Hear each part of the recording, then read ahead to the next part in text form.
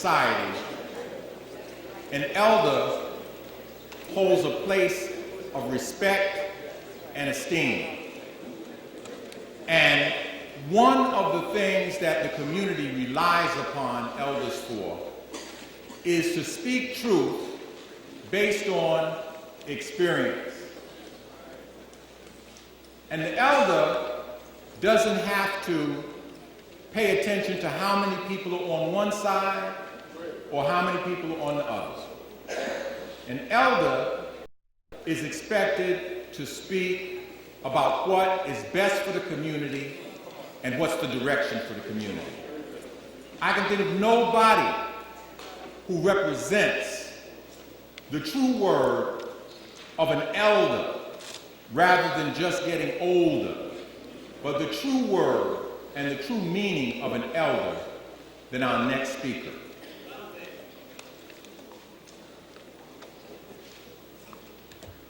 If you see me making errors, it's not because I haven't had good teaching. Dr. John Henry Clark was my teacher in college.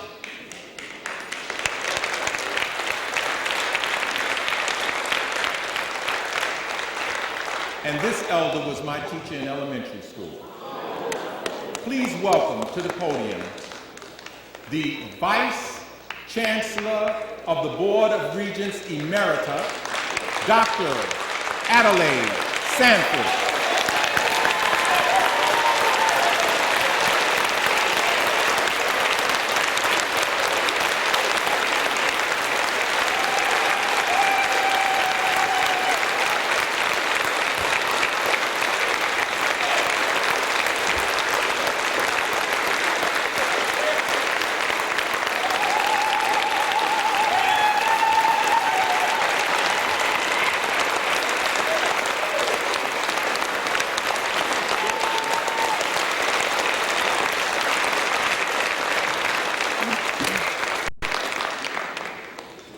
My beloved one, my spectacularly intelligent, creative, resourceful, resilient one.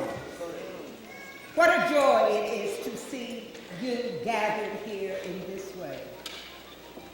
When we have brought the genius of our intellectuals to coincide with those who work with the lost, the last, and the lonely.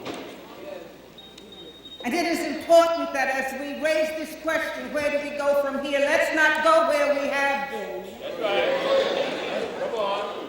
Let's not leave divided and confused. That's right.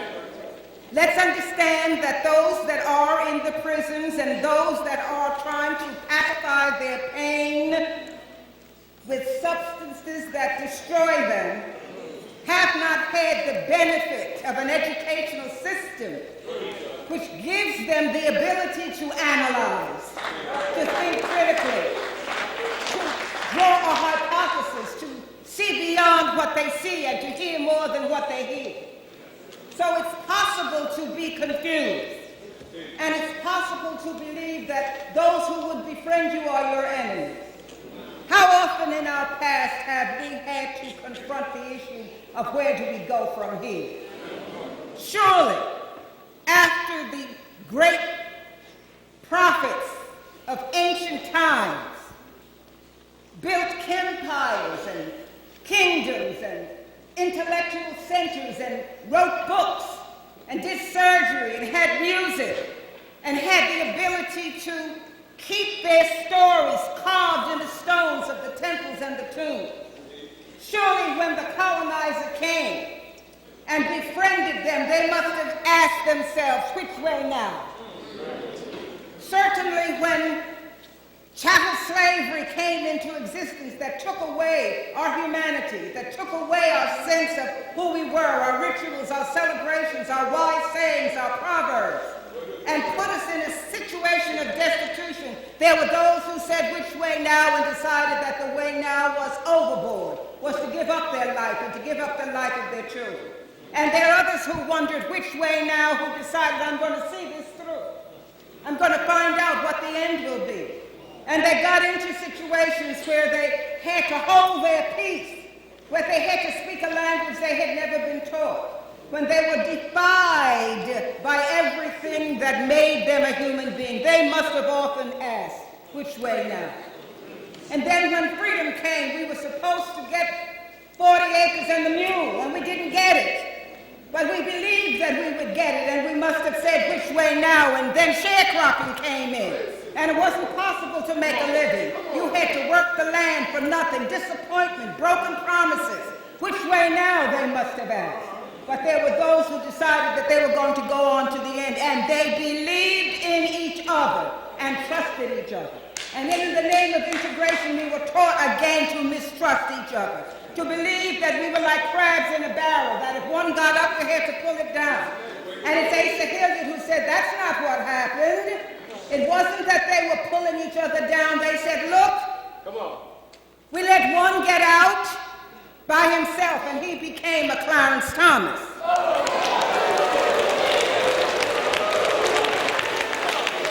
And so the crabs in the barrel said, we're all going together, or nobody goes. They must have asked themselves which way now. And then when Brown versus the Topeka Board of Education came along, I was a principal in a school, and the parents believed that the children were going to get equality of educational opportunity. But it was a falsification, another disappointment, another breakdown of hope, another act of defiance, another act of rejection, another act of deliberate falsehood. And we must have asked ourselves, which way now? And then we who walk into the prisons and walk the horrid streets, flowing with the blood of our people, very often by the result of actions of our people, because we have learned to hate each other rather than the real oppressor. And so we turn our hate and wrath and confusion against each other, and we must be asking which way now. And here we are this evening, when we have a similar situation, I would think, to Harriet Tubman, when she went back and freed the people.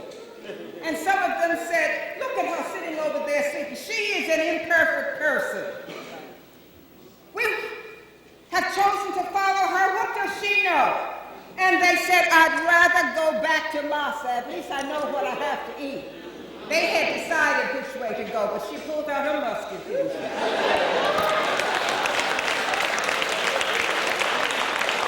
And she said, you're going to live free or die. And that's the question that we are facing today. Which way now, life or death? Which way now, hope or the loss of hope?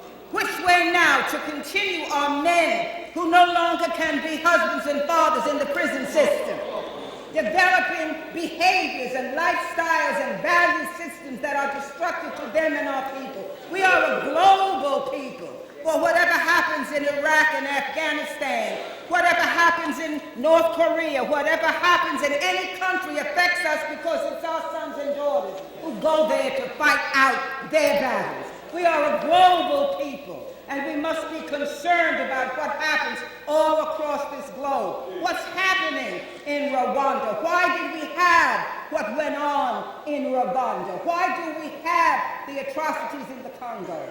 Why do we have all of the people, brilliant people that we have heard here, who have spent their life analyzing? But the children who are in our school system don't know about that. They don't know about that history. The men and women in the prison population don't know about the things that the scholars have helped us to understand.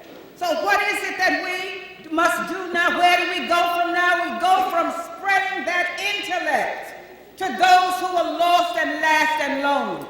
It goes to looking at the background of the president-elect. He understood where the strength of the people was. He understood that it was in that local organizing within a community. We have not done that well. Where do we go from here? Let's not go back to where we were, but let's determine that we're going to use what we have. People of African ancestry have always known how to make something out of nothing.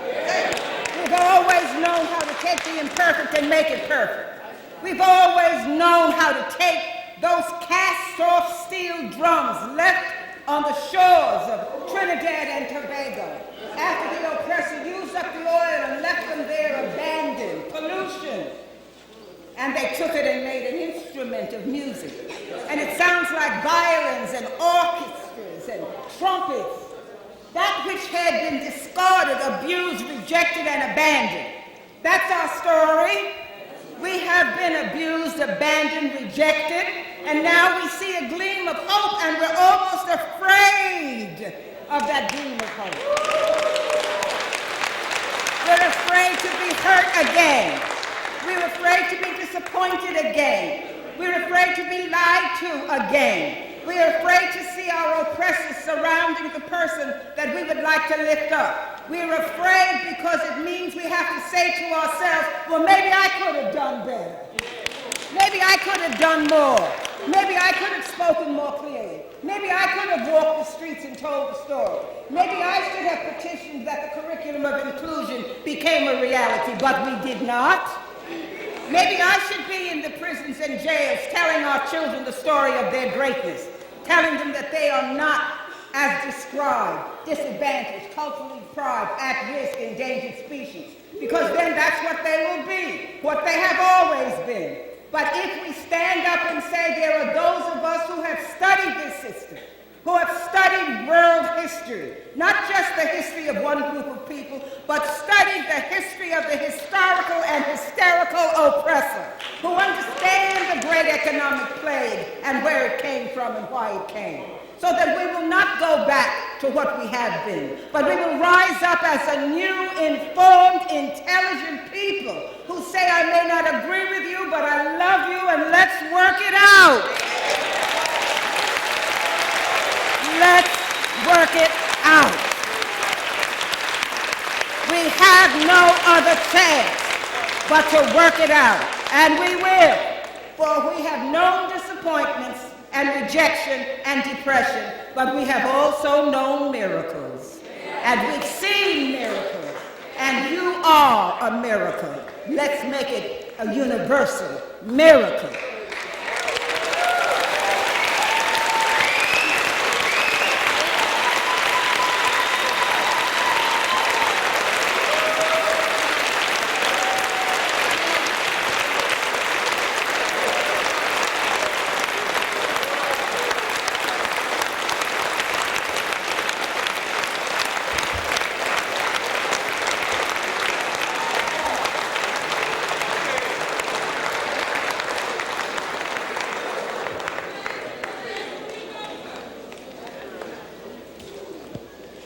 Brothers and sisters, we did what people said was not going to happen.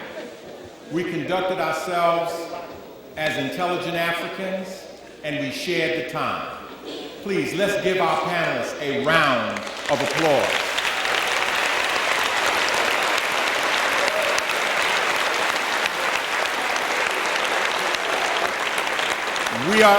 We are going to hear from them again. We're going to hear from them in 2-minute segments. And we're also going to hear from our elders, who will have half the time. They'll only have 4 minutes to speak.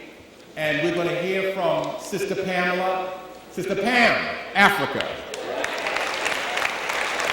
from the Free Mumia Coalition. Sister Pam had to change her schedule around tremendously to come here. She was supposed to go to the prison for Mumia. And so we took her off one flyer, and now we put her back on because her schedule changed. And we're so thankful that she came all the way from Philadelphia. We're going to hear from a person who's not speaking about being a political prisoner from some abstract school book sort of a way, but from a person who spent years and years and years in prison. And guess what? The brother was innocent. I'm talking about Brother Dhoruba bin Wahab.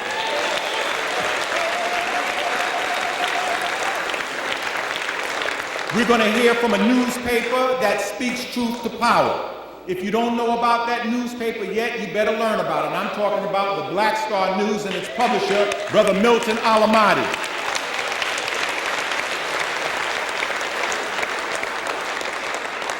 We're going to hear from a person who transformed Medgar Evers College, made it get courses to teach about Professor Clark, brought in all of our leading scholars, had on the same panel Brother Karinga and Dr. Ben, which is no small feat.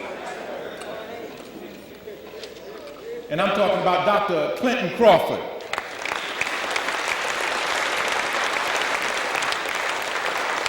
That's what we have to do, what our elder just said. We gotta look at our differences and we gotta work it out.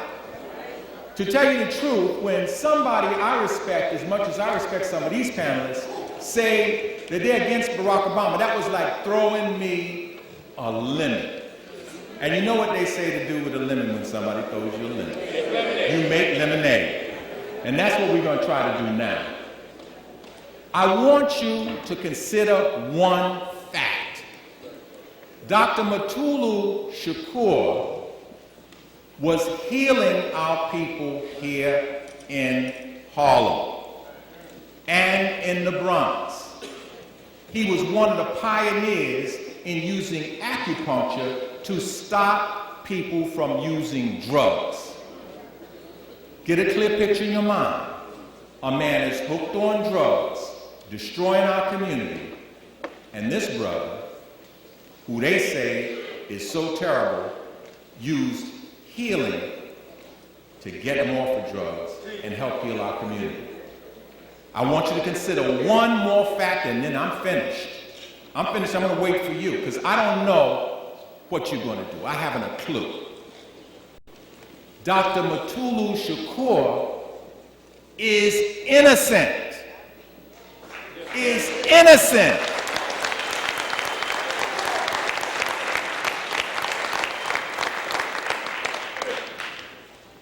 Do you all hear what I'm saying? Can you imagine what it's like to be in Supermax and your only crime is to want the liberation and freedom of your people?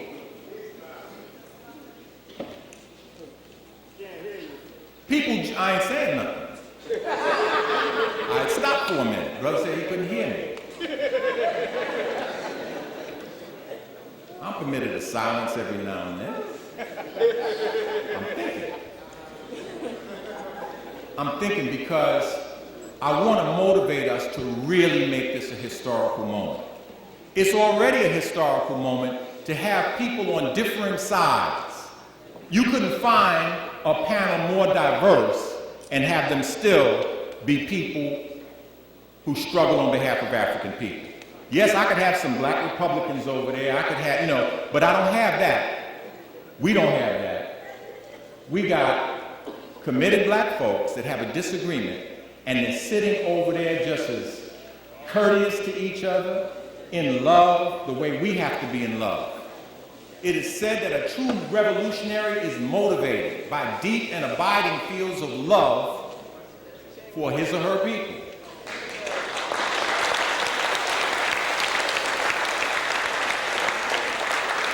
Admission is free.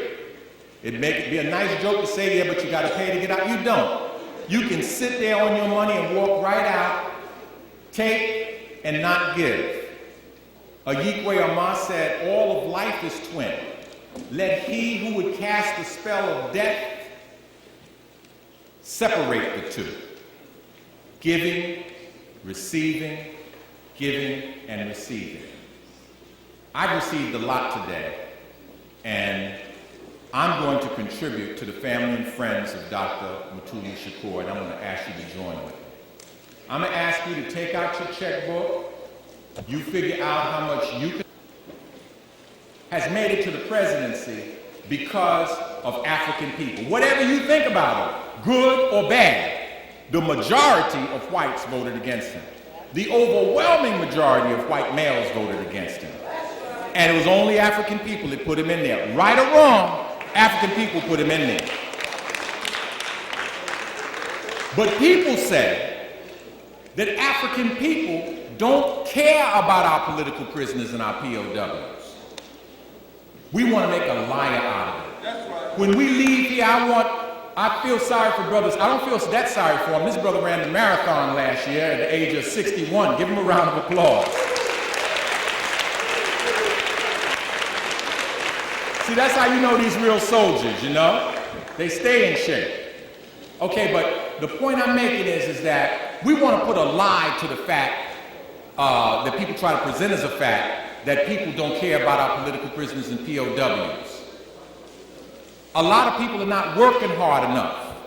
A lot of people are not being creative enough. A lot of people are not giving our community the opportunity to support. This is showing you that if given the opportunity, we will support our prisoners of war, our POWs, our heroes, our warriors. We will support them. Give yourselves a round of applause. We will support them. Take that back. You reporters that are out here with your pens, I want you to tell them that African people spent thousands of dollars. They donated thousands of dollars to a man that you try to vilify as the worst thing on earth. But to us, he is a hero. Dr. Mutulu Shakur is innocent. Mutulu is innocent. Mutulu is innocent. Mutulu is innocent. Mutulu is innocent. Mutulu is innocent. Free Dr. Mutulu Shakur. Free Dr. Mutulu Shakur. Free Dr. Mutulu Shakur. Free Dr. Mutulu Shakur. Free Dr. Mutulu Shakur. That's right, put that in your secret video. Think I don't see you? All right, listen, let's move on down. We're almost finished. You might not have had 20, you might not have had 50, you might not have had 100. Now, I'd like everybody, wherever you are, stand up, please. Everybody stand up. Okay, put one hand up like this. Put another hand like this. And lean to the left a little bit. Lean to the right. Stretch. Stretch. All right. That's it. Okay. We ready to go? That's the 7th inning stretch. Okay, we got a nice donation. We can't say, but give a round of applause to Brother Carlos D. Muhammad from Love for Yourself. Oh, I know who that is. All right, give a round of applause. Love for Yourself. All right, everybody stretch. Now, we're going to hear from these elders in 4-minute presentations. Make sure you sign the sign-in list that's being circulated. Brother Bill, he's in the other room. Okay. Ask him to come up with a sign-in list. We want to get everybody's name. Everybody else wants to get everybody's name too, but we want it. Okay, our first elder who's going to come up and speak. If she's not really an extreme elder, we did have a birthday party for her right down here when she made it officially into the elder years, right in the same building. She knows what it is to support African POWs and political prisoners. I can say truly she needs no introduction. The way that most of us know about Brother Mumia Abu Jamal is because of the hard work and effort that her and her comrades do. Please welcome, all the way from Philadelphia, all the way from changing her schedule around, Sister Pam Africa.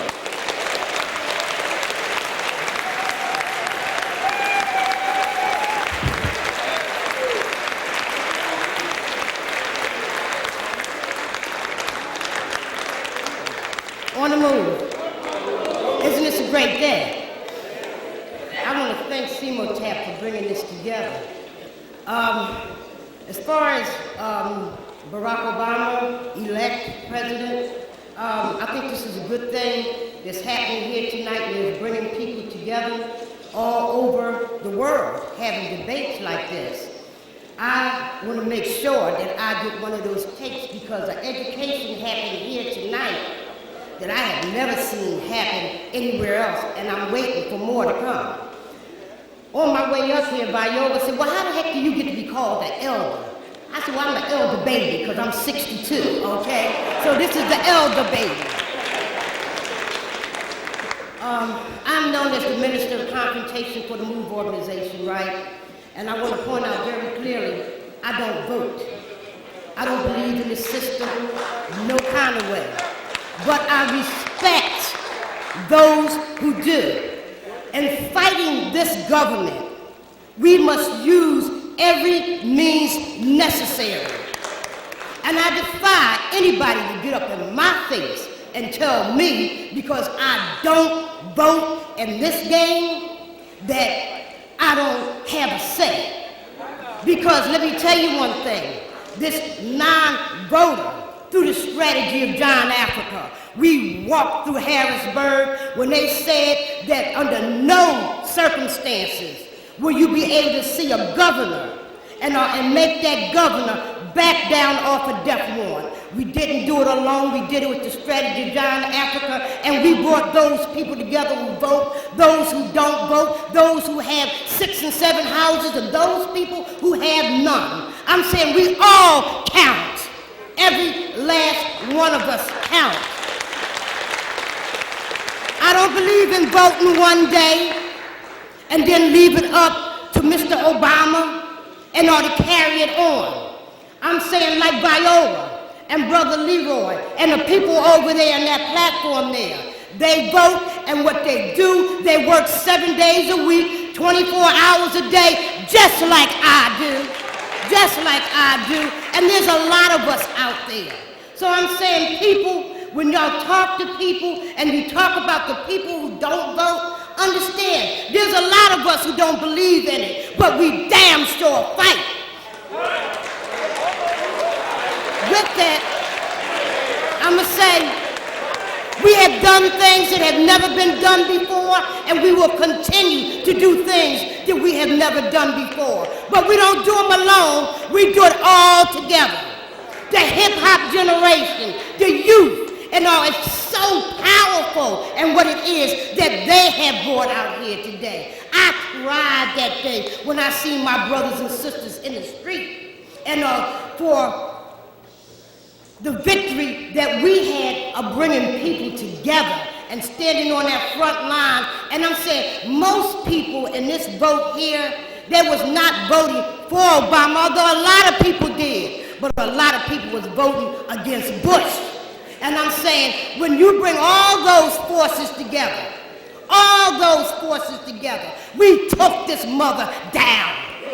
We took it down because there was people who did not vote, but they were out there fighting and will continue to fight. And inside the prisons, outside the prisons that's on the street that people don't even realize that they are in a prison. But I'm saying we all must pull together. I think this is one of the greatest days. I think that nowhere in comparison can it match the number of what went on the night of the election. But understand what we have here today. And over here, this box here is not a quiet box. And we all love each other. And you talking about the great debate, you think it's going on out here? You ought to be in that box. You ought to be in that box. But I'm saying, although we disagree with the strategies of each of us, and we pull together, we have no illusion about who it is that we got to take down. We got to take corporate America down by any means necessary. Understand that. With that I say, long live revolution. And when you say that you can, we can bring Mumia home. We will bring Mumia home. And we will make people accountable for that. On the move, long live revolution. Long live the power to pull all people together. On the move.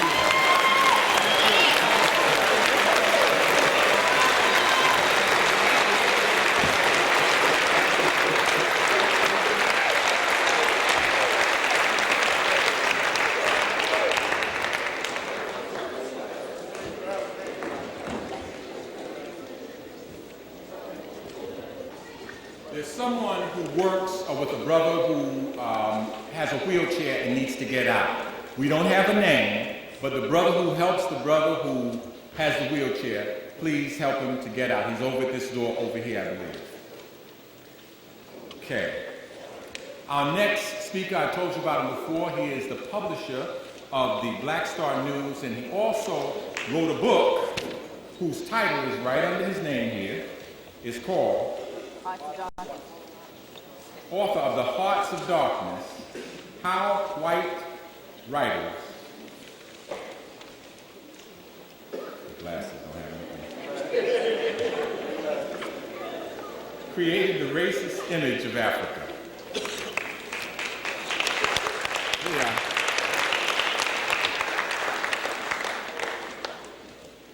You know, the enemy's always working. You know, they sneaked in here and put my glasses over there on the podium. You see it? It's on my nerves. And anyway, what this brother has volunteered to do, he has plenty of copies of his book. I'm sorry if I'm going to take him along. He has copies of his book. It's a great book. I mean, this brother he used to work for the Times, so he was able to go all into the archives and get the stuff, the real dirt on them. And he's willing to donate half of his proceeds to the family and friends of Dr. Mutulu Shakur. Please welcome Brother Milton Alamadi.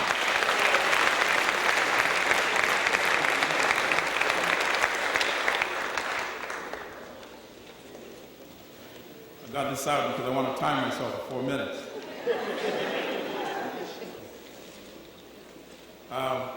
I'm going to waste at least a minute here with some trivial stuff. We saw Bush today ducking from the shooters. Yes, yes. For those of you that missed out, he was addressing the media in Baghdad, in Iraq. And a reporter, I kid you not, got up from the audience and took off his shoes and tossed it at Bush. But you know what? I got to give him something. He's got reflex because he went like that. And the shoe zipped this way. And then the second shoe came this way and he went like that. No, if you don't believe it, you're going to see in the news when you get home. It happened.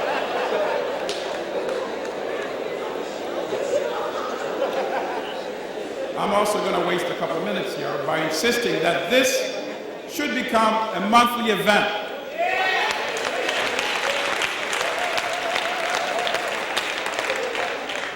We ought to support the organizers and make sure every month we have a different theme. Next month, the theme could be, now that you bailed out Wall Street, where is my bailout? The following month, we can have another theme. Who is really responsible for the genocide in Eastern Congo? Who's benefiting from it? Which Western companies are benefiting from the genocide in Congo? I have to waste those minutes because these are critical things. They're all tied in together. But why are we here today? To answer this critical question, the election of Barack Obama, is it good for black people? I think that question needs no answer. Sisters and brothers, we ought to stop playing games. When the majority population gets together, they don't play games. I had notes here, but I'm going to put it down. Even the so-called liberals, they say they're on our side, but what happened when it came down to it? When Hillary wanted it so bad, suddenly they were not above using the N-word. When they get together, they strategize. This is what we're going to do, and this is how we can accomplish it. And they've been using us for centuries. It's about time we started using them too. And that's how we must be strategic. Obama's blackness. Should that even be a question? If white people believe Barack is white, I'm cool with that. But I guarantee you, a woman like Michelle would not get with a brother like Barack and marry him if she had any doubts about his blackness. So how dare we even go there and question that? That's another triviality. We allow ourselves to be manipulated. We allow people to take advantage of us. It's about time. Let me ask you this question. Was Dr. Martin Luther King a concoction and a creation of white media? Was he? Was he a creation of white corporations? Was he? Why not? Was he not given the Nobel Prize? Is that not testament that he was indeed a creation of the white establishment? But what did he do with it? He took control of it. And that's why we have to learn how to take advantage of new situations and new realities. Yes, Barack might have been a creation, but it's up to us. How do we maximize this new reality? That is the question that everybody said here consistently. Even the ones that said the answer was no. The ones who say the answer no are actually posing another question. And this is the question they are posing. now that we've elected Barack Obama, how can we maximize the situation and the new reality? And that's what we ought to all take out when we leave here today. Thank you, Sister Linda.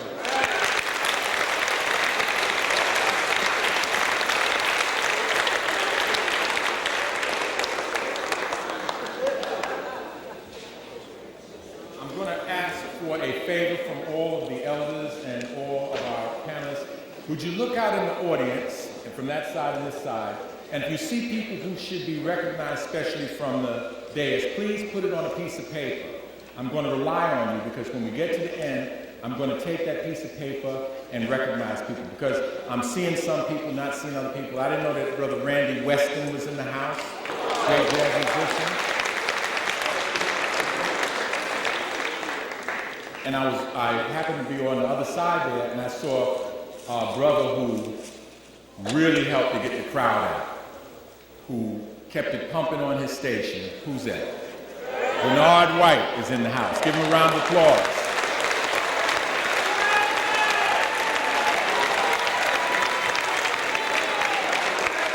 Let's take.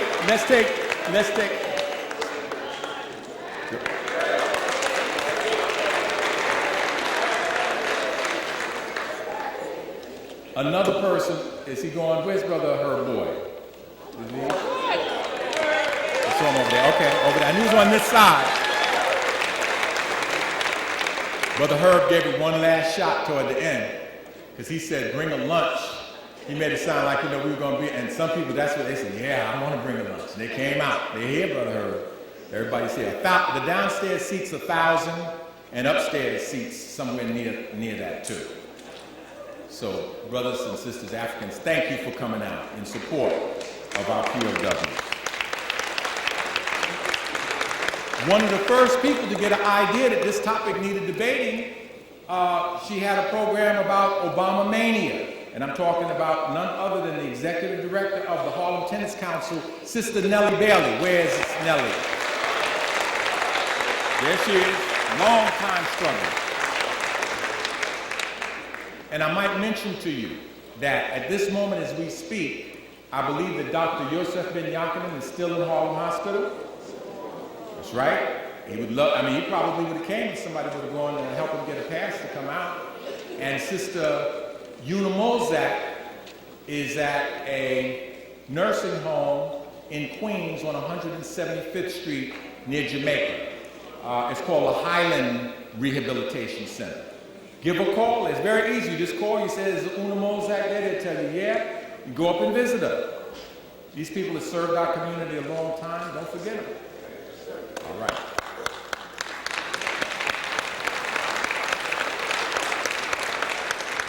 I told you this next brother transformed Medgar Evers College. He also takes trips over to Kemet and does the same type of work that Dr. Benham is doing. A great scholar, a great activist, a good brother, a great brother, Dr. Clinton Crawford.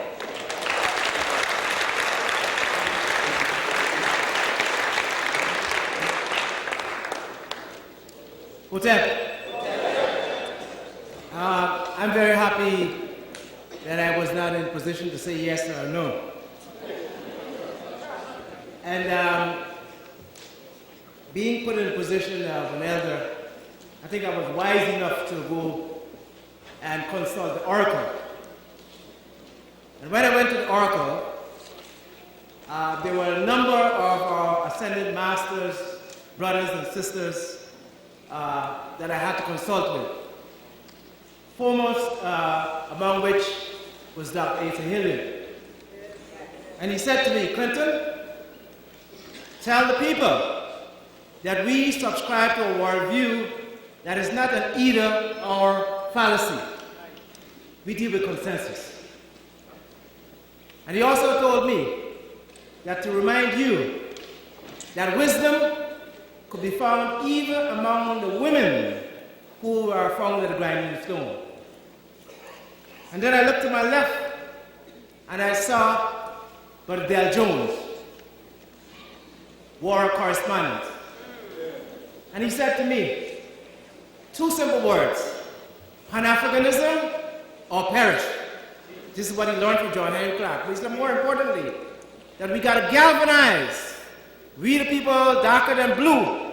We have always pulled ourselves out of situations that we found ourselves in. And he has great confidence that we'll do so.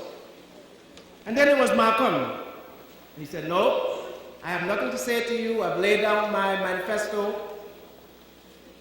Some of you and some of us have learned from it, others haven't. But then he referred me to his great advisor, John Henry Clark. And JHC said to me that it's very important that we do a number of things. And I can't say all of those things because this was a very long meeting. But he said to me most clearly, Africans at the crossroads, notes for an African revolution. We need to make sure that we become familiar with that text. And then in it, the one thing he wanted us to do is that we, the people, sitting here and sitting everywhere, should make sure that we become responsible handlers of power. He said that, and a very strident message for today is that we need to start tomorrow's work today. We need to prepare for those yet to be born. I thank you.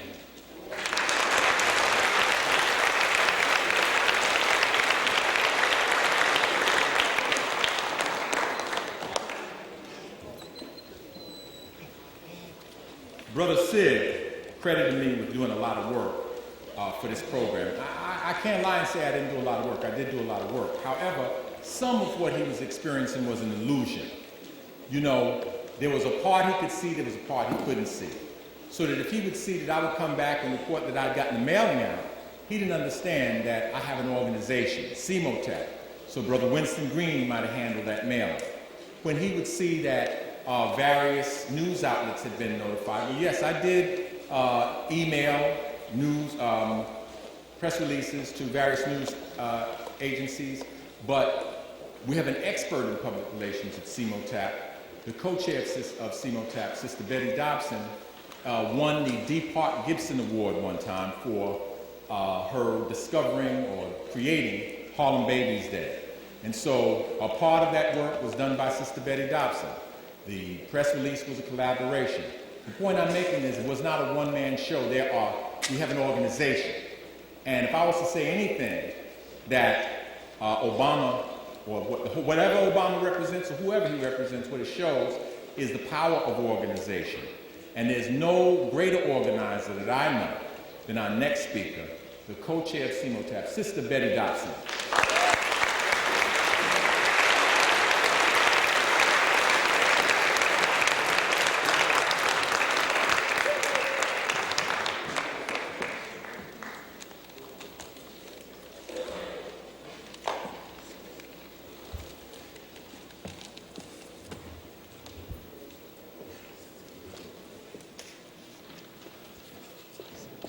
Hotel brothers and sisters. When I walked into that booth and pulled that lever to vote for Barack Obama, I was pulling it for my great-grandfather. I was pulling it for my great-grandmother. I was pulling it for my unborn children. That was the proudest moment of my life, to vote for that black man who's going to occupy the White House. I thought about the fact that as an elder, I have lived through a number of presidents. Roosevelt, Truman, LBJ, Eisenhower, Nixon, Bush 1, Bush 2, Slick Willie, all of them. And what did any of them do for us? Now we have a black man in the White House. He's the president-elect. He's going to take his black wife in there and his black children. I am not intellectualizing. I am acting purely on emotion, and I'm glad. Is he good for black folks? Yes, he is. And I want you to say, yes, he is with me. Is he good for black folks? Yes, he is. We can feel proud, brothers and sisters, that we have intellectuals to give us all this information that we didn't know. But I don't care what he didn't do as much as Slick Willie, and nobody had a forum asking, is he good for us? there an alternative? Would you rather have had Hillary Clinton, who was dodging bullets, imaginary bullets?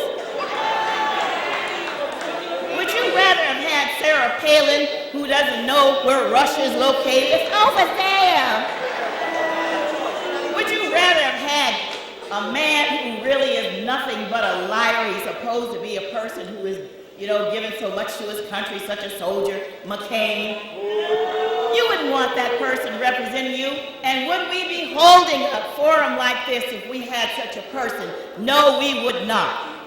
I am so glad that I had the opportunity to represent my people, my relatives, my friends, my ancestors, by pulling that lever and voting for that black man. Now, I'm willing to give him a chance. 1 year from now, if Obama hasn't lived up to some of the things that we expect from him, then I think we have a right to criticize him. 1 year from now, if Obama hasn't made a difference in how we are viewed as a people all around the world, everybody would want Obama for their president.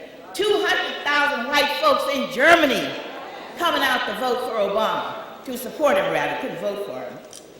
I thank you for those of you that have come. This has been very inspirational, very informative. We can now go and make informed decisions about how to best continue to support Barack Hussein Obama. Yes, we can.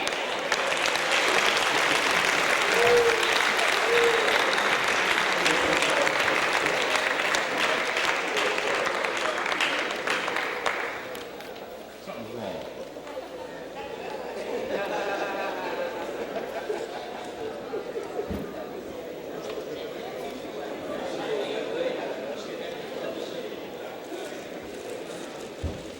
See, I'm not going to worry that I didn't notice that the step was there. But if I got up here and looked down and still didn't know, that's when y'all just carried me out of here. Called Code Red, have the Black Panthers take me out of here. You know, the new Black Panther Party is in the house. Let's give them a round of applause.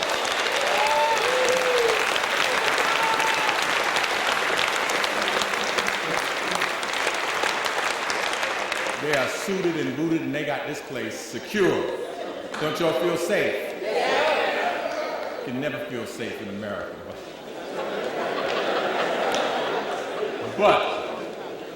But we know we can give a good account of ourselves when we got soldiers like this who are taking, I mean, think of it, young people who could be partying somewhere, could be doing anything, and they are standing here on post, securing our elders, securing our experts, and securing just little old us.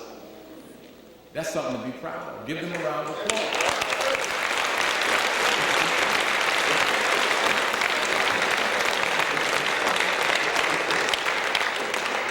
I don't be like Muhammad said, stop criticizing everything black owned and black operated. You know? Our next speaker, we would say needs no introduction, saved so many lives while he had his license, inspired so many people, including me, and still fighting, struggling, keeping information going, writing more articles in a week than I can write in a year. Just basically a strong, brave warrior. Please welcome to the podium, attorney at war, Alton H. Max.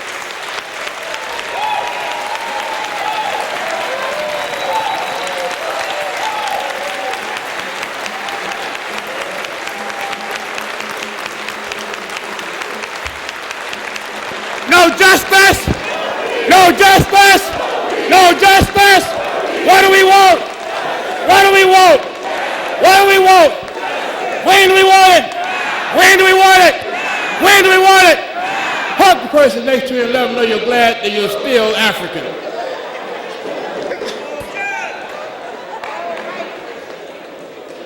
Thank you very much, Dr. McIntosh.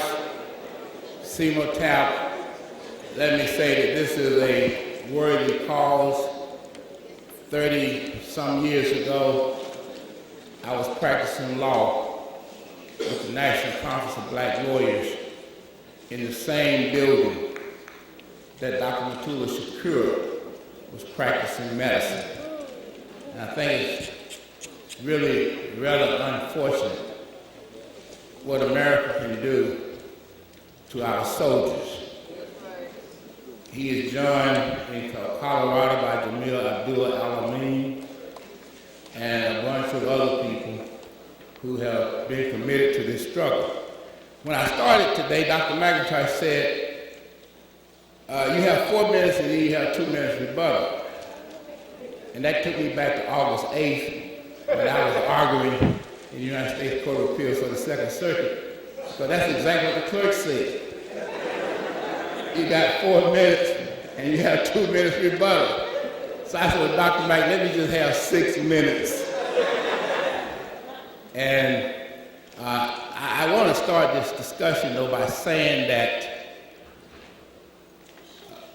when you're trying a case and the prosecutor is asking a lot of questions, you jump up and you object and you ask the court to make the prosecutor rephrase the question. And so, the question being at hand, I want us to first rephrase the question in the spirit of Dr. Khalid Muhammad. You know, if Khalid was here tonight, he would say that the question is not really Obama. The question is whether this is the United States of America or the United Snakes of America. And arguing from that premise, I think we can easily reach a conclusion. But I'm going to leave that one alone because we're talking about Obama. And I'm going to address that question. In the United States, there are 2 critical cities for Black America, Atlanta and Chicago. And when you think about it, most Black leaders, not all, most Black leaders come through those 2 towns. And when you think about Chicago, you think about the Honorable Elijah Muhammad, Minister Louis Farrakhan, Jesse Louis Jackson. When you think about Atlanta, you think about the King family, and so on. And so, I've had a lot of study on the question is who is Barack Obama? And it is a mixed answer. Barack has the worst genes of America and the best genes of Africa.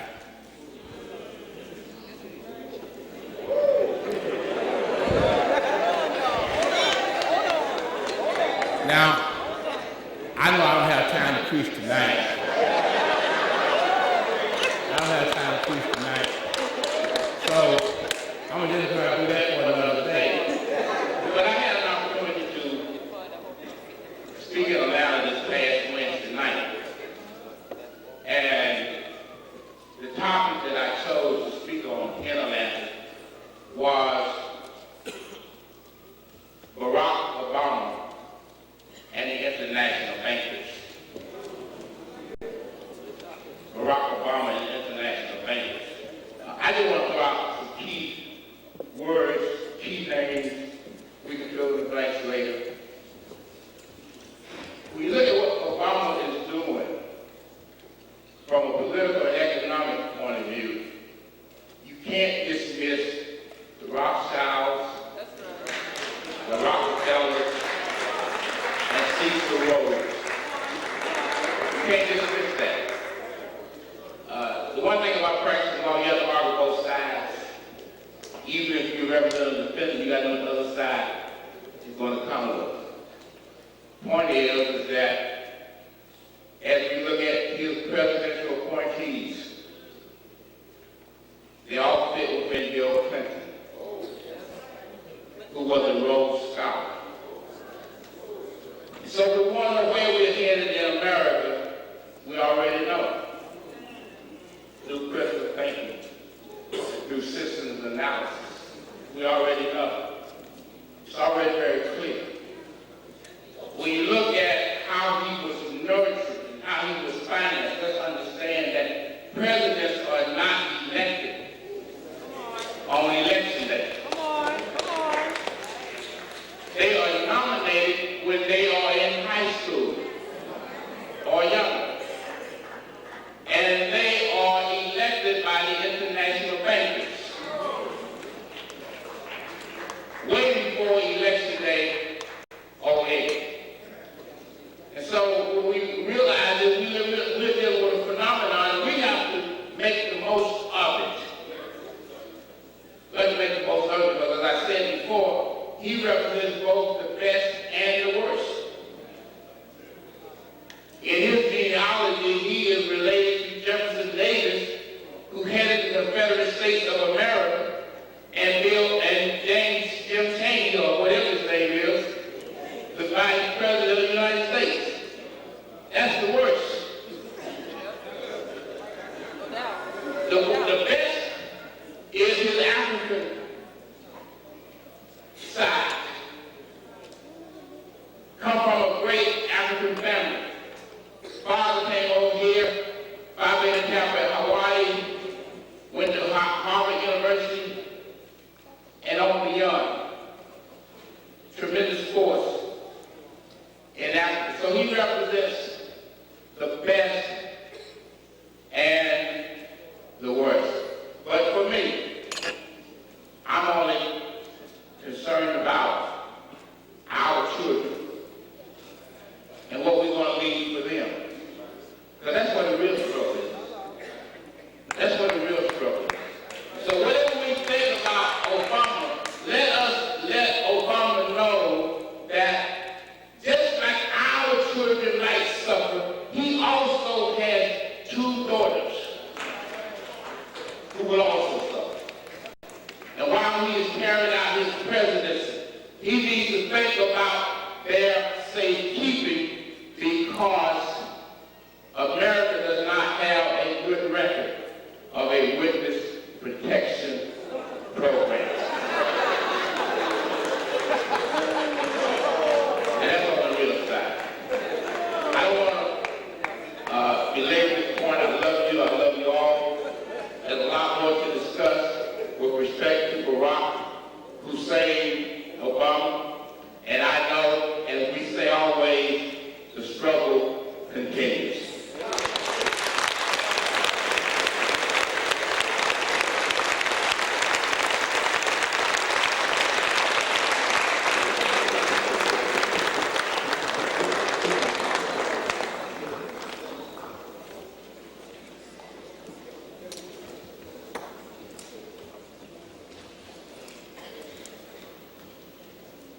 Our next speaker is well known in our community, actually is a spiritual leader in this region of the country, and his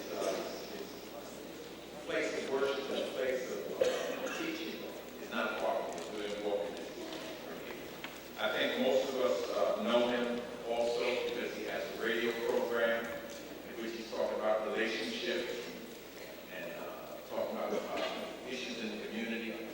Please welcome a great brother, Brother Abdul Hafiz Muhammad. Yes.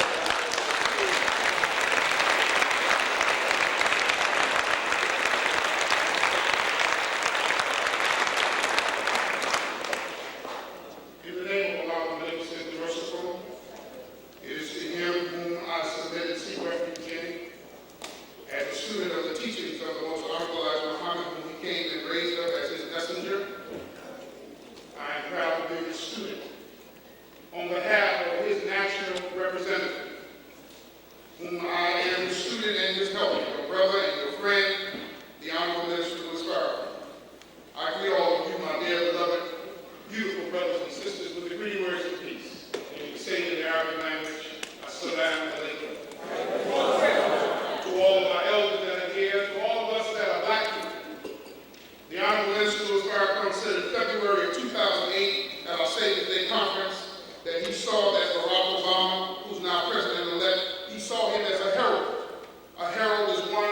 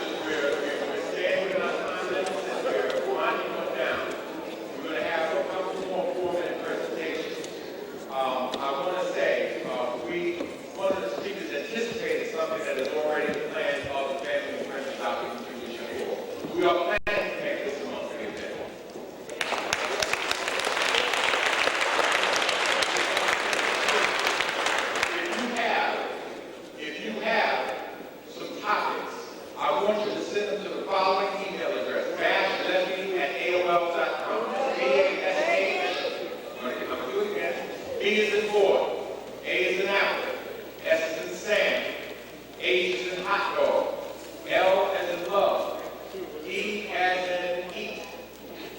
F as in Frank. I as in I. Excuse me, one more time. Bash Lefty.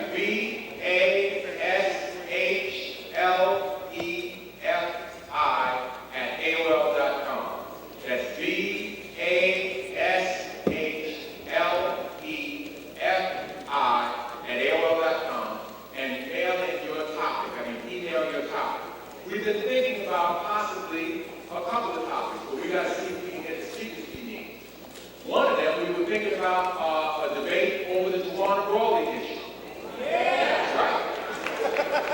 You know, there's only one man that would be appropriate for that. We got to hear from him.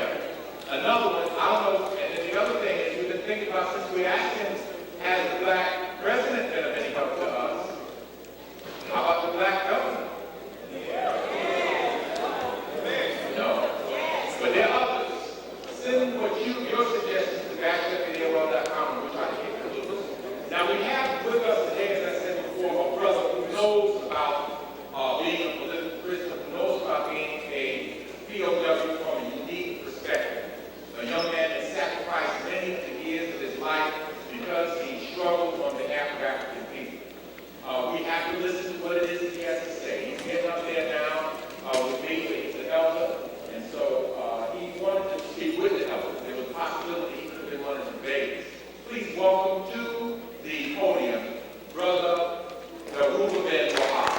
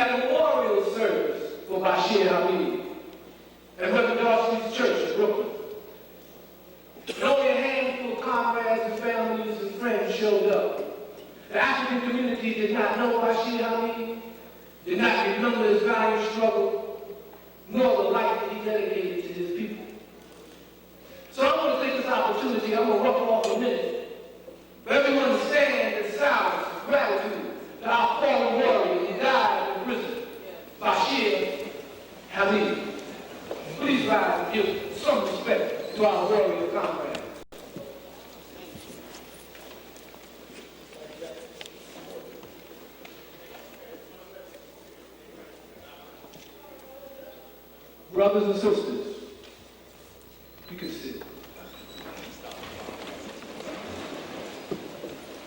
Brothers and sisters, we are here tonight debating where are we going to go? How are we going to proceed? I think every speaker here has indicated that we are living in an historical moment. We are in the cockpit of history. I'm quite sure Professor Jeffries explained the historical roots and the cultural basis and the geopolitical paradigm of Pan-Africanism and how it relates to Obama. We have heard from our foremost fighter on the political front,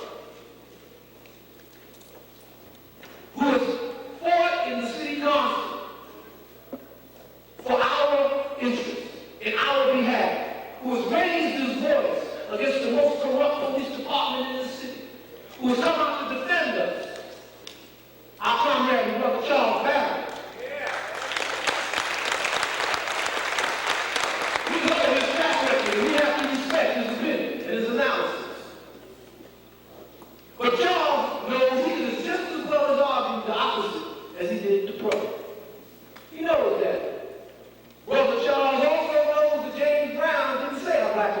He just said, say it loud. The chorus said, I'm black and I'm proud. We've heard from our brothers and sisters who said that Obama's ascendancy to the presidency is a culmination of our struggles in America as African people. But we know that's not really true. We know that, in fact, we have substituted the building of a mass movement of sovereign thinking, the building of a nationalist movement, for the campaign of an individual. We have instilled all of our hope and our dreams in this person and in this campaign. He has gone from obscurity to president-elect without a manager, without a producer, just based on his personal capacity. If we believe that, we'll go for fried ice cream. But the point is not whether we are pro or con or Obama. There are some brothers and sisters here who tell us that this is a messianic calling that we're dealing with. To act in the hand of God. Whether the Muslim, I believe, Allah's hand is in heaven. Allah's apostle says that there is not an event that occurs in the material world for which there is not a spiritual consequence. So we know that the rise of Obama to the presidency of the United States is a spiritual test on African people because the presidency represents the end of African history in America and the beginning of this new history that they're trying to perpetrate as our legacy. Brothers and sisters, we must understand one thing, and this is where we have to all agree. Every one of those brothers and sisters over there who struggle on behalf of our people have come to one conclusion. And this is the overwhelming conclusion that we have to deal with today. And that conclusion is, how will we survive America? Let me get this clear. You saw what happened in New Orleans. How will we survive America? If the lights go off tomorrow and don't come back on, how will we get our grandmothers from the 27th floor and the projects downstairs? What will we do with our children? How will we get our food? How will we survive in this society that is under the enormous contradictions of capitalism? Forget all the rhetoric. Forget Obama. Nobody voted for Michelle. They voted for him. Black folks voted for a black man. Pure and simple. They don't care what his policies are. They don't care whether he's a capitalist, Roman, or whatever. They just know that he was black, and that they was black, and they finally had the opportunity to do that. But what they did, no one out there with that race consciousness was waving a black, red, and green flag. They were waving a red, white, and blue flag. And our race consciousness has not resulted in the ministry of this or the ministry of that. It's because the black nationalists and the black Africans have thrown out on the job and not organized our people the way they should.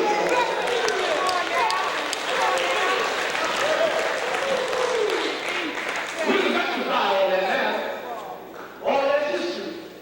What are we going to do now? How do we survive America? What's coming down the pipe? When we look at Obama's appointments, we see what's coming at us. How do we prepare? So I'm going to use this opportunity to say that we have come to a consensus over here. We have come to a consensus that African people have to behave and act in their own best interest at this historical moment in time.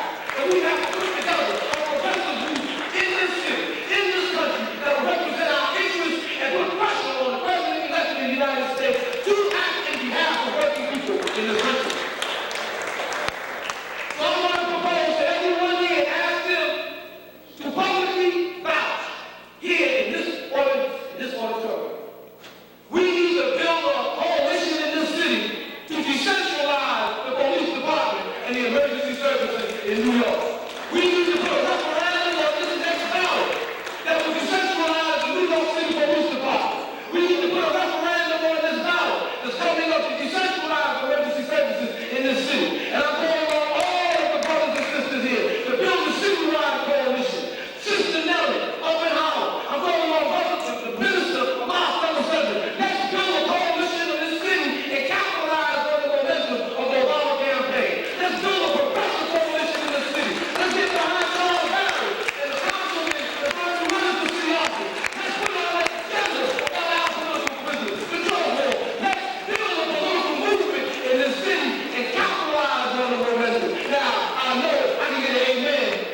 brothers and sisters over there. I'll tell you that in a minute. So brothers and sisters, I'm not backing up. I don't want to get you up to say, I'm saying, let's call our next meeting here about decentralization and a referendum on New York City Police Department. Let's break the back of the police unions in this city and stop this brutality that's inflicted on us. Power people.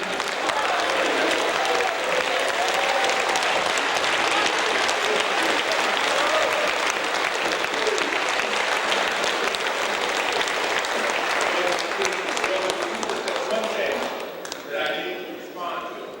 Nobody has been ruled on this stage. Nobody. All we do is we try to remind the person to respect our people and to allow time. And everyone so far has done it. So let's give a round of applause for our people.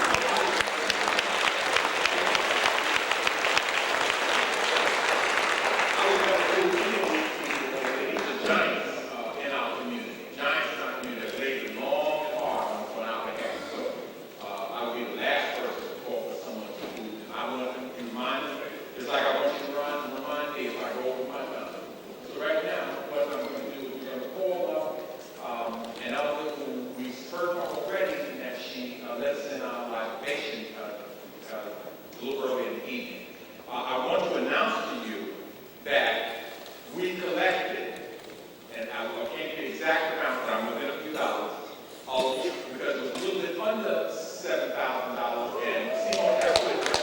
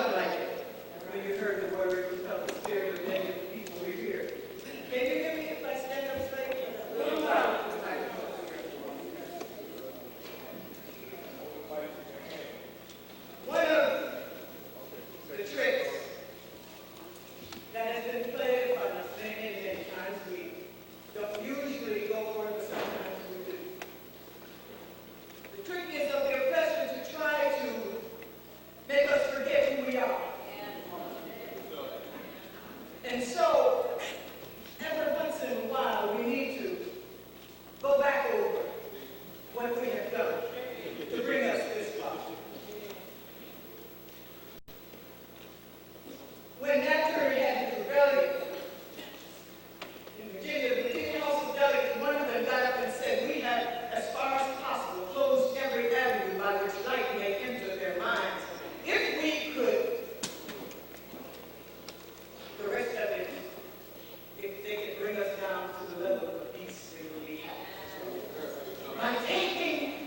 information from, keeping the information from. I want to go back to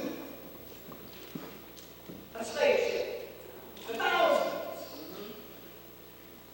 And I want to put us in that slave ship, in the holds of those ships, in chains, beaten up, raped, all of those things, surrounded by people who were evil, surrounded by people who were greedy, surrounded by people who didn't care about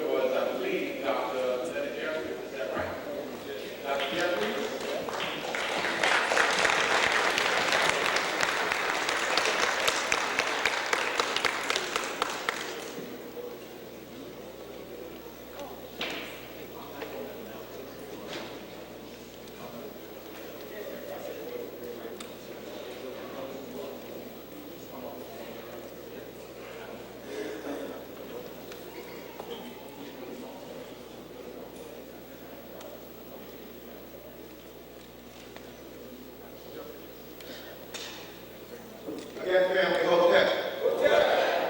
Free the land. Black power. As Dr. Clark would say, Pan-Africanism or perish. And I add reparations now. It has been a great moment. This great faith is the beginning of something more.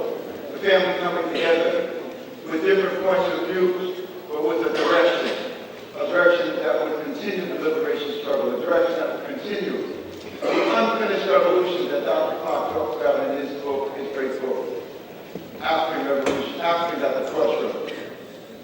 But I want to say, as we come together as family, two brothers are here, and I'm glad to see them.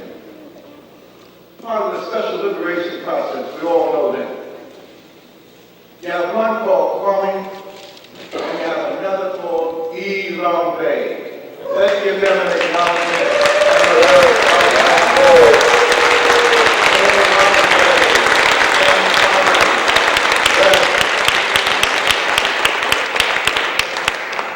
Ilambe has challenges now, but he's got a family of support, a wonderful wife, beautiful children around him. He's going to come through that. He's the spirit of struggle. The Patrice Lumumba Coalition. The struggle of African people. When you see Gil Noble, you have to see this brother having made his contribution to expand the work of Gil Noble like it is. So I'm saying we may have come here to approach it with different directions and different understandings, but it brought you all out here. Now the work has to be done. We've got to do like Dr. Amos Wilson, let us know what we could do. Produce a blueprint for Black Power. Now we have to produce a blueprint to continue the African Revolution. Barack Obama is not expected to deconstruct the prison system. He's not expected to deal with neo-colonialism in Africa. He's not expected to educate our children. That's a responsibility that we have to do. And so this is the beginning for me of a strategic meeting of our family on a regular basis to map out the agendas that have to be put forth in order for power to be realized. Freddie Ellis said the best, and I agree with what he said. If there is no struggle, there is no progress. Those who profess to favor freedom yet deprecate agitation are men and women who want the crops without plowing up the ground. They want the rain without the thunder and lightning. They want the ocean without the awful roar of its many waters. This struggle may be a moral one, or it may be an ethical one. It may be a physical one, but it must be a struggle. Power concedes nothing without a demand. It never did, it never will. Brothers and sisters, this is our call to you to get ready to begin to exercise real power. Systems analysis says that you cannot defeat a system without a system.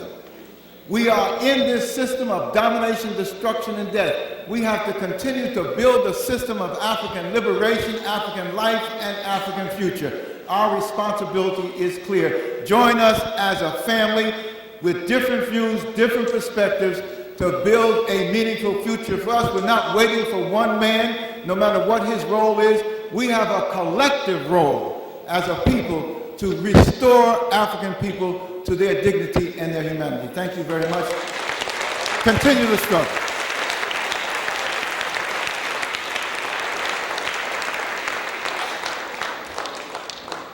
I want to thank Dr. Jeffries for something. He was one of a couple of speakers who spoke well below the amount of time that he was allotted in the beginning.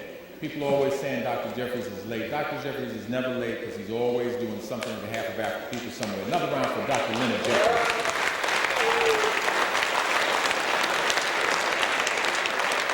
An elder brought it to my attention, and I'm so grateful that he did, that someone may have taken it as an item of disrespect that I did not invite Brother Ilombe Graff up to speak. But let me say this.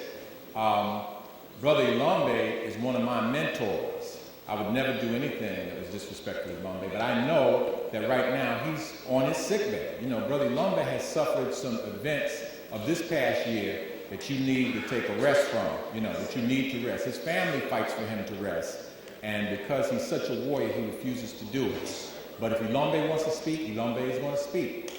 And what I'm going, that's right, give him a round of applause. Some of you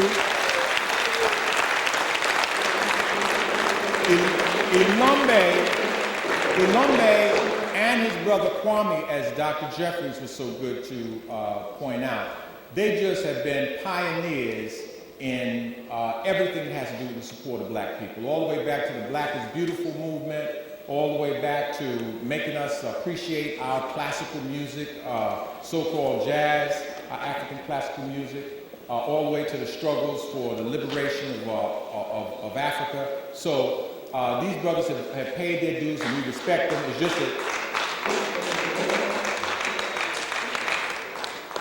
just that there's so many people that should be here if it was a matter of worthiness. Certainly Bob Law should be here.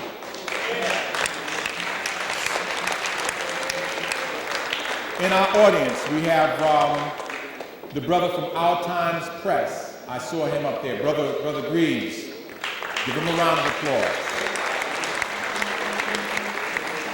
And Ilombe's coming behind me telling me to get off of the microphone. Let me move out of the way. Please welcome our elder and our great African warrior, Brother Ilombe Graf.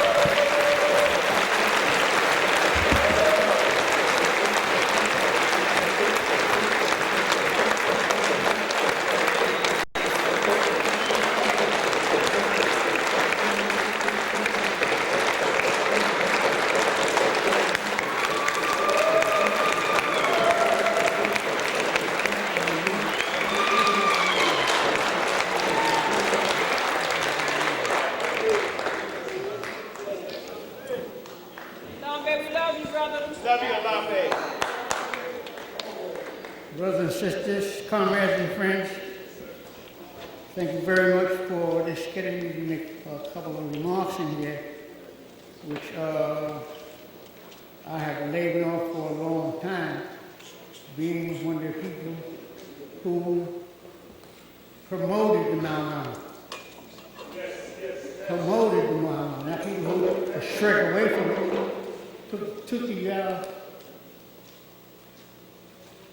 took the pledge. And so I wanted to say that there's a lot of things here. In fact, when I put the call out, I could understand why the call came from two different factions, it seems. But I also believe that in no means were the people who want to support Mumia and also to try to talk about a struggle that's constant here, to be able to talk about why is that nobody's talking about Kenya. Not Kenya now, because it's in turmoil, like the rest of Africa, but the fact that one of the things that they have promoted very skillfully and made black people sort of a little bit terrified is that whenever you talk about what is going around Obama, then you end up talking about the female folk related to him. And so it's sort of like an aspect. What has happened is that he's been wiped out of the picture. The fact is that Obama has a tremendous history, not so much he as an individual, because as an individual that he is connected to the struggle in Kenya. The reason why you never hear about the father or grandfather is because the goddamn British killed him. They killed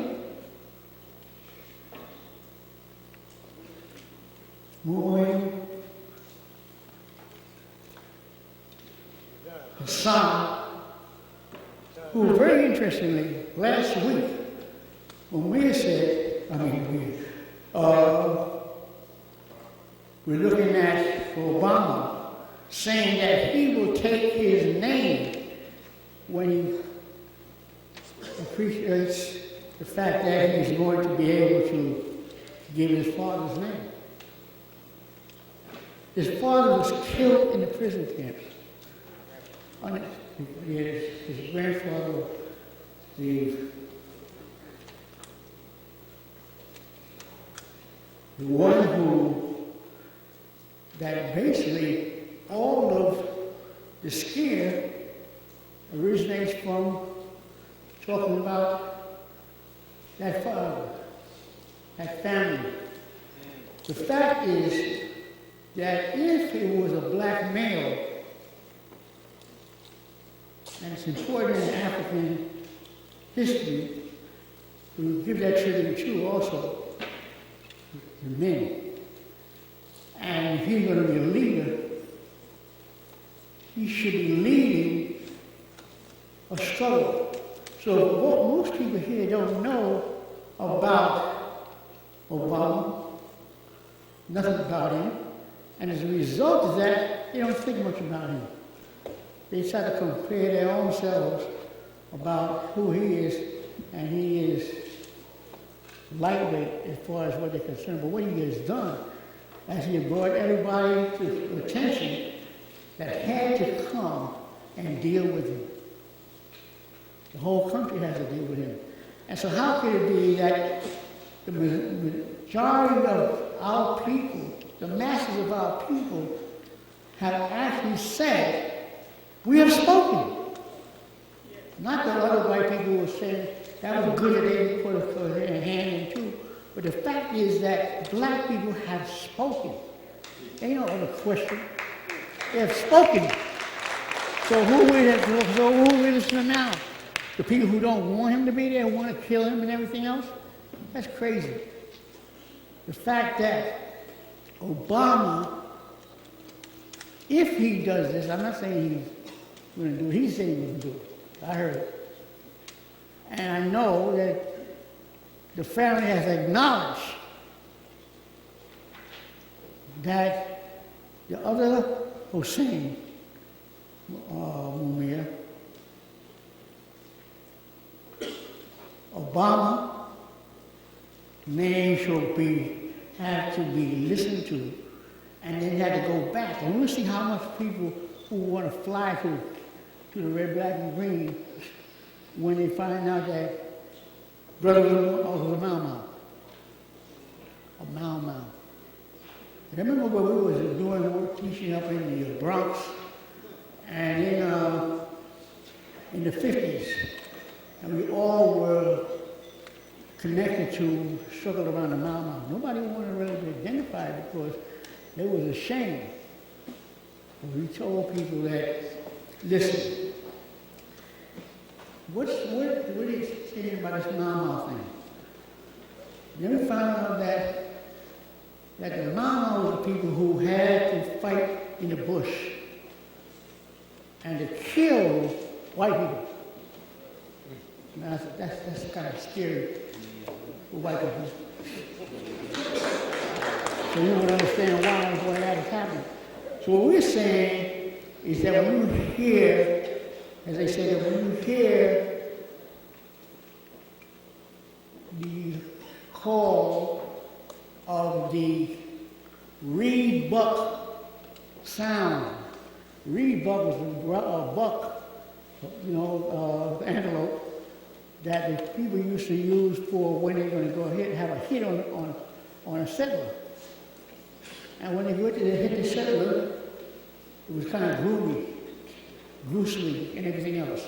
So what we are looking at now is, hey, what we need to look at is that what is he going to say when he takes his oath of office? And what is the rest of white people going to say when they hear that? Well, they respect that he's actually trying to respect his father's death, for fighting for his own people. That's what's important. That's what this whole thing is about. The question that people want to know, is he the person that will fight for his own people? That's all the question is,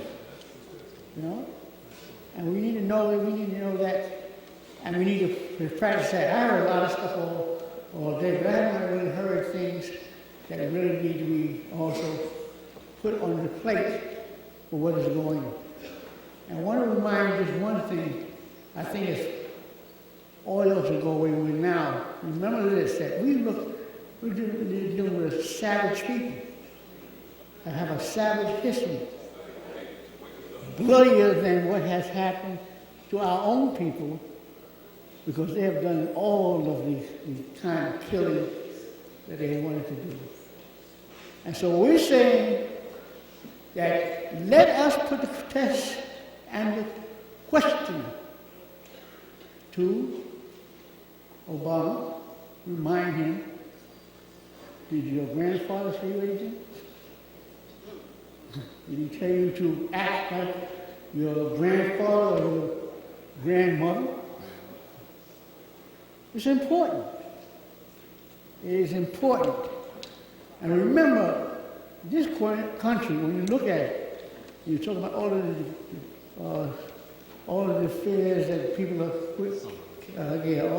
all the reasons why they're shook up about the money, banking system. Let me just say one thing that you can go here with now, and it's good for gold, that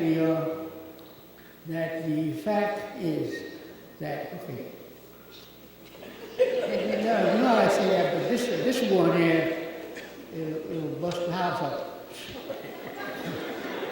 Do you realize that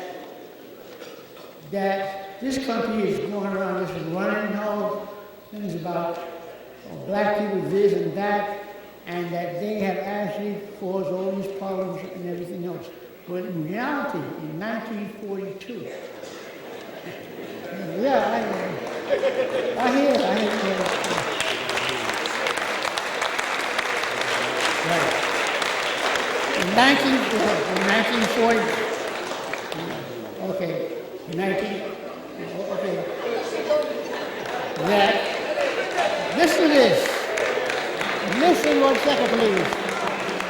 And I had to sit there all this time. On 19... Get it? Yes. The fact is that Preston Bush,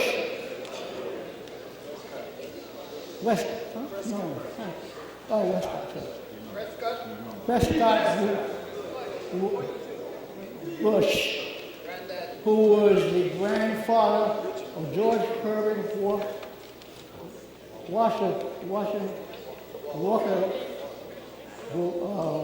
Bush, and his son, who was the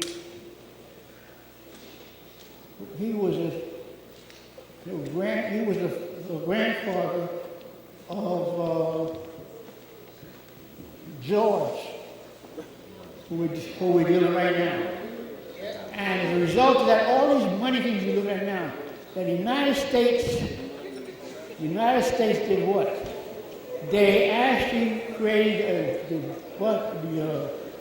the bank that brought Hitler to power in 1933. That's what they did. They did that. That's the family that created all this chaos. Yeah. So I'll leave. No. I know I was here. I know. Yeah.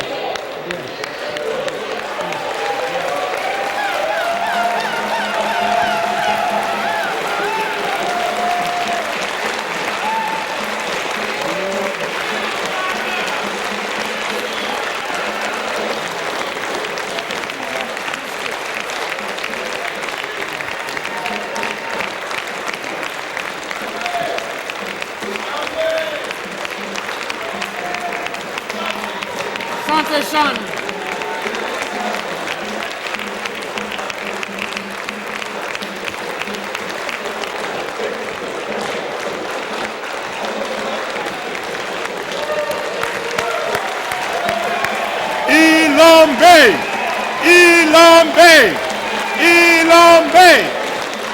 Elambe.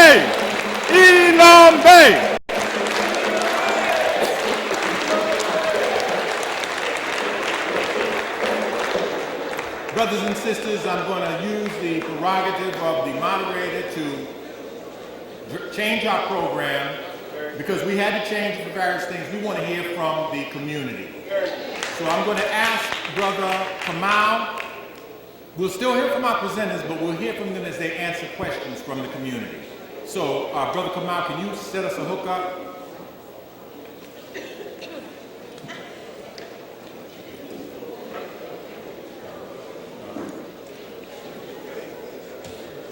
Microphone if you have a question. Your question has to be 30 seconds or less. You get the African hand signal.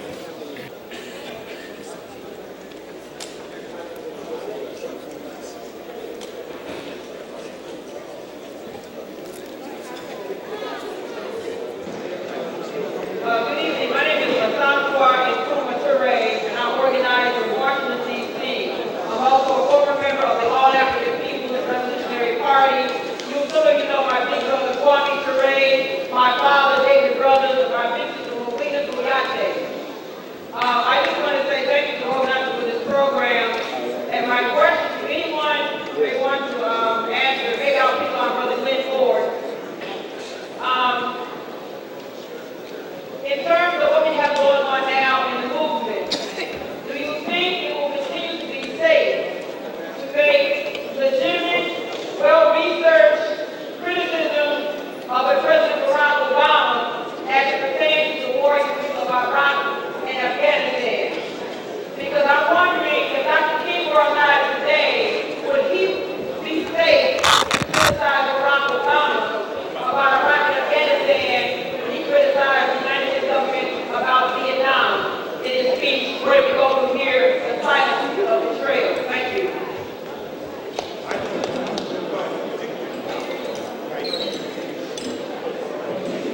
That's one.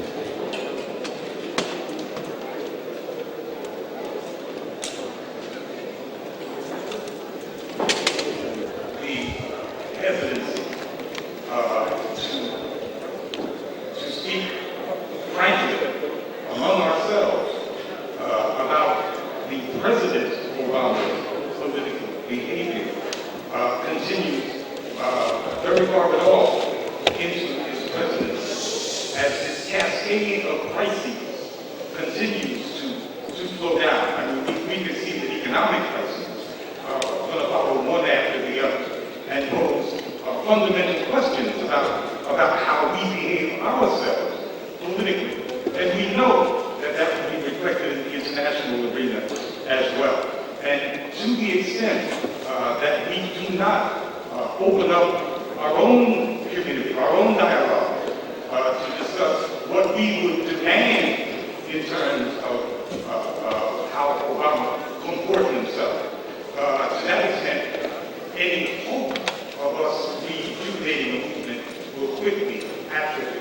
The movement begins with discussion, and to the extent that our discussion of our relationship to this president, to the extent that it is thwarted or inhibited, to that extent, we kill any chances of a rejuvenated movement.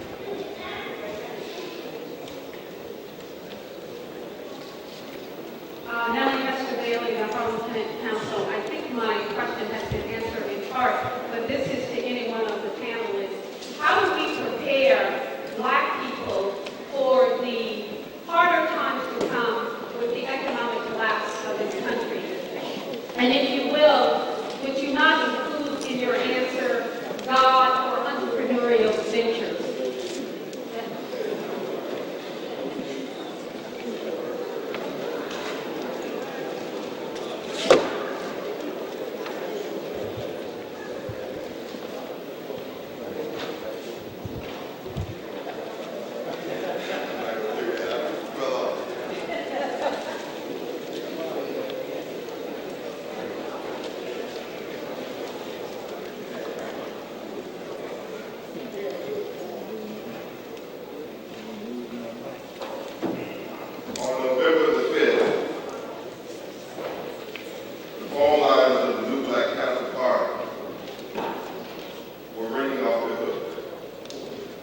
black people, black youth from around the country and even from around the world were calling in, asking how they could join the new Black Panther Party, how they could be a part of what we were doing. The phone lines for Black Lawyers for Justice, a legal organization, were ringing off the hook with attorneys and law students who wanted to organize. That's when I started to change really my opinion on this election, and I knew that the election of Barack Obama was good for our people. I went and sat with the Honorable Minister Louis Farrakhan for a couple of hours. We talked about Obama and the future of our people. He told me to work with the new Black Panther Party and take them further where the vision that I had, take them further. Sister Nellie Bailey, power concedes nothing without a demand. The kind of power that I have been blessed to witness and be a part of tonight and these great leaders and strategists, I believe that there's enough power in the leadership in the room that gathered here tonight to affect the God consciousness that is innate in Barack Obama. And there's enough power in this room tonight to shape the policies that Glenn Ford and others have criticized. I believe that there's a lot of room to do what we need to do and to fulfill unkept promises. We had the Million Man March. We had 2 million black men. The entire black nation was fired up. We had 120 organizing committees for the Million Man March. We had the Million Woman March. There were a lot all over the country of organizing committees and sisters and brothers who were out there to organize. The Million Youth March, we had organizing committees around the country. Millions for Reparations, the endowment, the great sit-down, the reparations movement. We had the Millions More movement, which had over 100 organizing committees and promised national ministers, the kind that Minister Hafiz Muhammad spoke about. I must make it